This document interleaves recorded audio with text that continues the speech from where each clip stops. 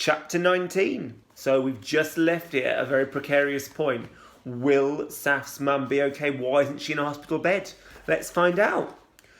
Goodness no. Edward walks over to me. Is that what you? He looks like he wants to pull me in for a hug. You poor thing. Why didn't they tell you at reception? I shrug, hoping he won't pry. I don't want him to know I snuck in. Tell me what? I ask instead. Edward smiles and it eases my mind a little. They've moved your mum to a different ward. She's on the other side of the hospital now. Is that good or bad? It's a good thing, Edward says, as if reading my mind. He goes on to explain that they've reduced mum's medicine and the levels of support she's getting from the ventilator, which is the machine that helps her breathe. Apparently they're going to put something called a tracheostomy in to replace it. I can take you there now. I was just finishing my shift anyway. I smile relieved. Thank you. We don't talk as we walk back down the hall. The echo of our footsteps breaking the silence. For a moment I really thought that she had... I brushed the thought aside. We walk to the other end of the hospital and go through a final set of doors into a different ward. It looks shinier, newer. Edward lets me in, then says a quick goodbye. He shuts the door after him, and for the first time since seeing Mum in the hospital, we have complete privacy. There is only one other bed in here, and it isn't occupied right now. The walls here are lilac, much better than the custard ones everywhere else. I walk over to the window and watch the setting sun. The view is nicer here too.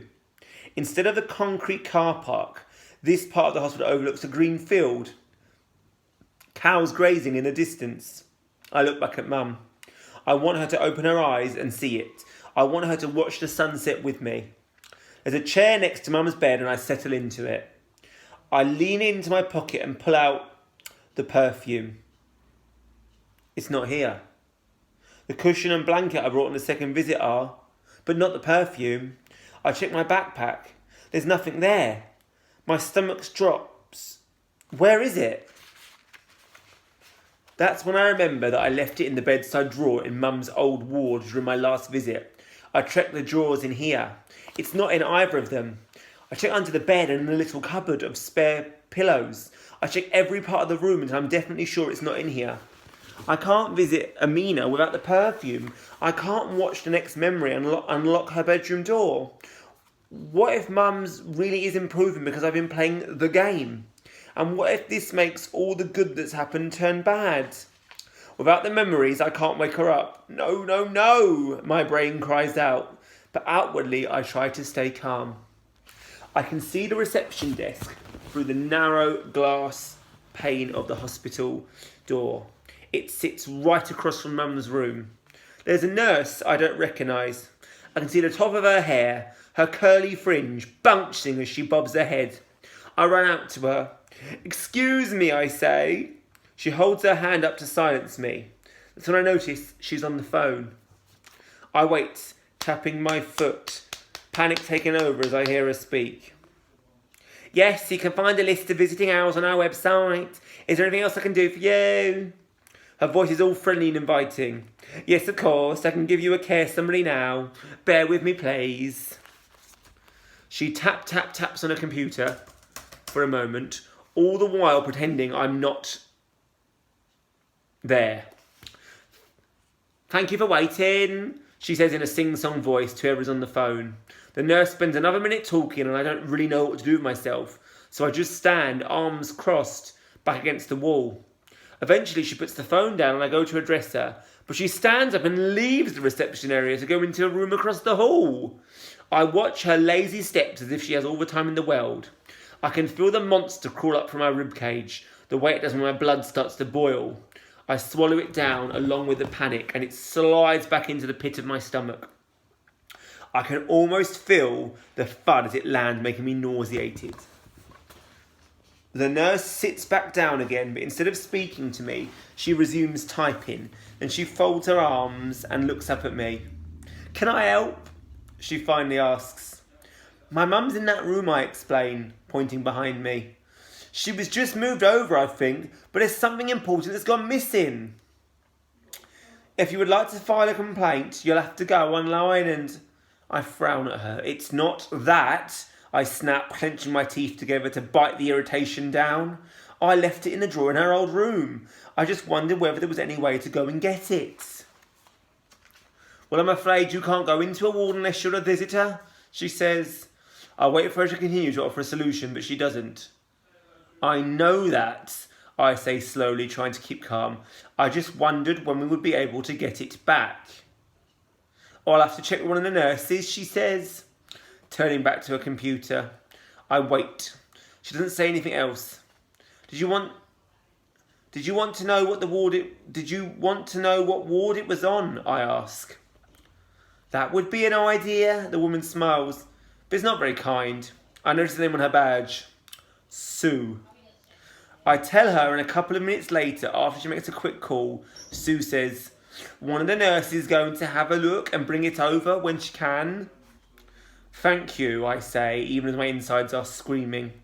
So all I can do now is wait. Back in the room, I sit back down next to Mum. I look at her, realising I haven't done that in a while. I've been too preoccupied with Amina. Hi, Mum, I begin. My voice is a little hoarse. For some reason, there are tears in my eyes almost immediately, like they'd been waiting for the right moment to fall. Mum, I'm sorry. I think of all the things I have to be sorry for, and it drags up emotions I had buried, like seashells at the bottom of the ocean. For not visiting her that day or sending her a message, for not taking the time to talk to her, hug her, for making her feel jealous of Dad, for treating our weekly visits like a chore. Finally, I know what it is I need to say. It's simple. I'm sorry I've pushed you away all these years. I think back to all those moments I could have got to know her more. I was so used to her being around, so used to her asking questions and pushing things with us, that I forgot to push back. Then I think about the argument and the final words I said to Mum before she went in the hospital. I know I need to face it, and today, without the memories to hide behind, I'm ready. I love Dad more than I love you. I understand him and he understands me. I wave my arms between us, we're too different. You come from a different world. Each time I spoke must have been like a punch in the gut. Mum was crying. You're right, she said. I do. I had a whole life before you, Safia. Everything you're doing now, feeling now, I've done it and felt it too. Her voice was shaking, but I pushed and pushed and pushed. I told her I didn't care what she had to say, and I was fed up of visiting her every weekend, and she just stood there and listened. We're more alike than you think, Mum said when I eventually stopped. She wiped her tears away with her sleeve, and no matter what you say about any of that, I love you. I should have said it back. I should have said I love you, but I didn't. I left instead. I love you, I say now, hoping it's not too late. Amanda comes in soon after I stand up. She's holding the perfume in both of her palms like it's the most precious thing in the world. Safia, she says, seemingly pleased to see me. When I heard whose bed it was, I wanted to fetch it up myself. Amanda's voice always goes up at the end of her sentences, so it's kind of like when in a Disney film and she's singing about our day. You're doing great, she adds, handing me the bottle. I almost expect a bunch of woodland creatures to jump on her shoulders, lift it from her hands and transport it into mine. Collecting all your mum's things for her, bringing them here for her, it all keeps with the recovery. Keep going. Amanda leaves soon after, but her words linger in my mind. I can make this up to Mum, and I will. I use one drop of perfume on her forehead. I wipe it across my fingers, caressing her face.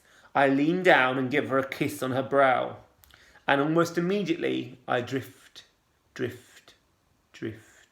Ooh, so we know where we're heading in the next chapter. We're heading into the dream memory reflection in Kuwait. But reflecting on this chapter, what is the significance of that argument?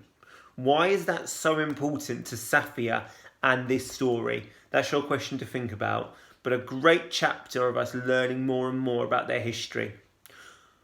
Also, I liked, what did you pick up on Safia's priorities when she got in there? Was she thinking about Mum, or was she thinking about Amina, Mum's younger self? Right, we're going to have chapter 20 next. Lots of reading this week, you lucky sausages.